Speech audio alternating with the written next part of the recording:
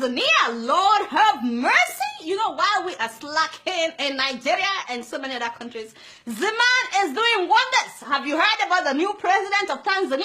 They call him the bulldozer, and rightfully so, because the man is bulldozing corruption, laziness, and overspending among government officials. Ladies and gentlemen, meet the man that gladdens my spirit. I hope that all African presidents are watching. Well, they're probably not watching, but anyway, I hope they can learn a few lessons from the man, Dr. John Magufuli. He's a farmer's son whose first real job was a school teacher, and then he educated himself as an industrial chemist and eventually became Tanzania's Minister of Public Works before winning the election in November of last year. Yeah, just last year. You would not believe all that the man has done. The first thing he did was to suspend the Independence Day celebration. He said, what are we celebrating when people are dying of cholera? I was like, whoa, how many people have died of cholera in Tanzania? 74? 74 people? How many people have died in Nigeria? My father and my God. Thousands of people. Boko Haram has killed thousands of people in Nigeria, and we did not suspend any party or ceremony. Even our new president was in Ogun State, you know, celebrating in Ogun State after the incident that happened in Dalori. Meanwhile, a president cancelled Independence Day celebration because like 70-something people were killed by cholera. So they were supposed to spend 4 billion Tanzanian shillings on that ceremony. But Magufuli said, no. You see, that money should be used for the expansion of a 4.3-kilometer section of the road from Morocco to Mwenge in order to ease traffic congestion. Tell them that is what I'm talking about. Now for the Independence Day ceremony, the man commanded that people should get out of their houses and go and clean their streets and all the corners in order to stop the spreading of cholera. He didn't stop there. Himself came out, Mr. President himself. He got on the streets, cleaning up the streets. My eyes got big when I saw that video. When we nominated Dr. Magufuli to be our candidate, we knew the style, the type of leadership that he represents. We needed, his style and his way of doing things. We expected him to do exactly what he's doing. When some Nigerian officials, even those that are not even presidents, they're not presidents, when they will be feeling pompous, because of what he did, his own officials also got on the streets, cleaning up the streets. Imagine what will happen the day we see Oga Saraki with a broom, or Oga Dino Melaye, or Senator Ben Bruce. That man's very loud on Twitter. Anyway, the man banned all foreign travels by public officials, public servants, except when it is essential travel, and they must get permission from him or from the chief secretary. In fact, on the 21st of November of last year, a group of 50 officials were going on a tour of Commonwealth countries. The president cut down the list from 50 people to 4 people, and he saved the government 600 million Tanzanian shillings. Recently, during the Commonwealth conference that President Uhuru Kenyatta attended alongside other senior government officials, his Tanzanian counterpart slashed the size of delegation to the conference from 55 to just 4, thereby saving millions of shillings. Money they would have spent on tickets, accommodation, and per diem, no more traveling abroad for all these officials. He said, well, the high commissioners and the ambassadors and the embassies abroad should be representing Tanzania when they are invited. Which makes a lot of sense. Why are they abroad if we also have to be going abroad, No more first class and business class travels for all officials, except Mr. President, the Vice President, and the Prime Minister. Only 3 people. No more business class flying. That means they have to fly economy. Oh my God! Some of them will collapse. Reminds me of Thomas Sankara of Burkina Faso. No be so? Yes, that's what I'm talking about. The man has cancelled all meetings, no more workshops and conferences by government officials and public servants inside fancy hotels. He said no more inside fancy hotels. He said that every ministry has ministerial boardrooms. No be so? Use that one for your meetings. And that is what they are now doing.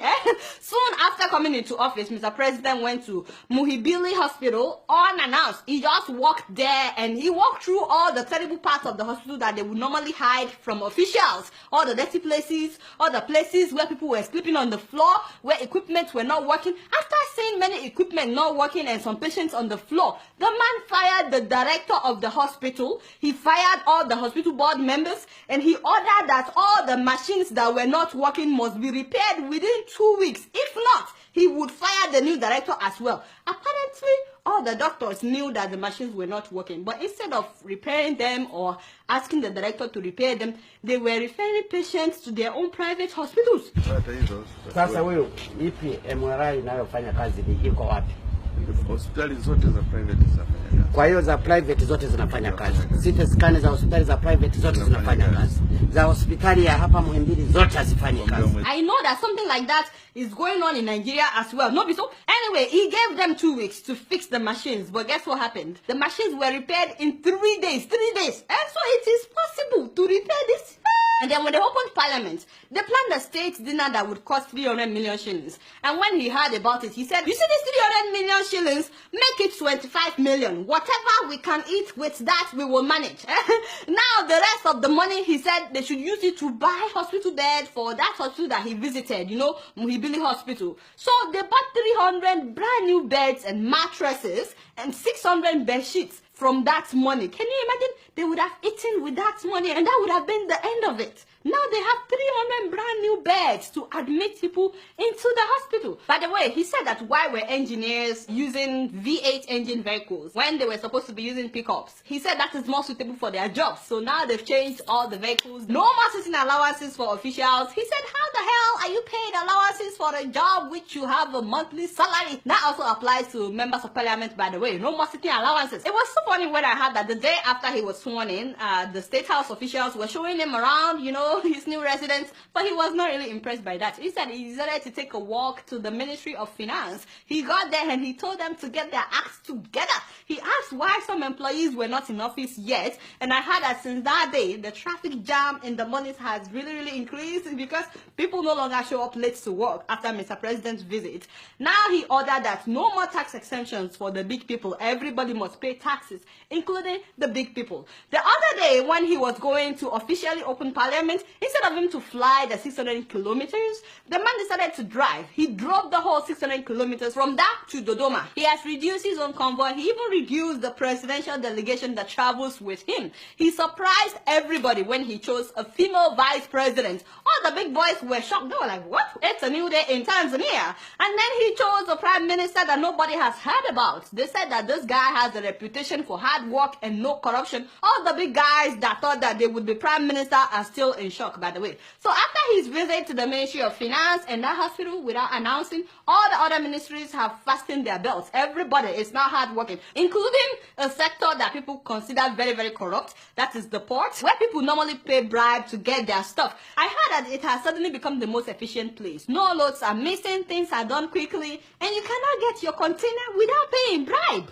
And finally, all individuals and firms that bought state companies that were privatized, they've been told to either get to work or hand over that sector with immediate alacrity, hand it over back to the government. Some of them, I heard that they've not done anything in like 20 years, but now all of a sudden, they're all awake, doing stuff. The man has literally pressed the reset button in Tanzania. It's a new day in Tanzania. His motto is Hapakazi True. Some of you that are not from Tanzania, you probably don't understand.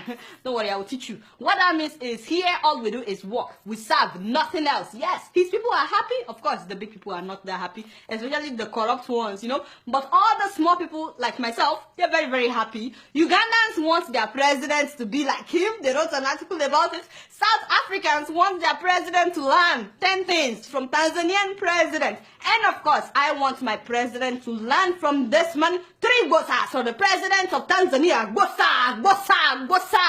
Now, having said that, my guy, we are very happy. We love you.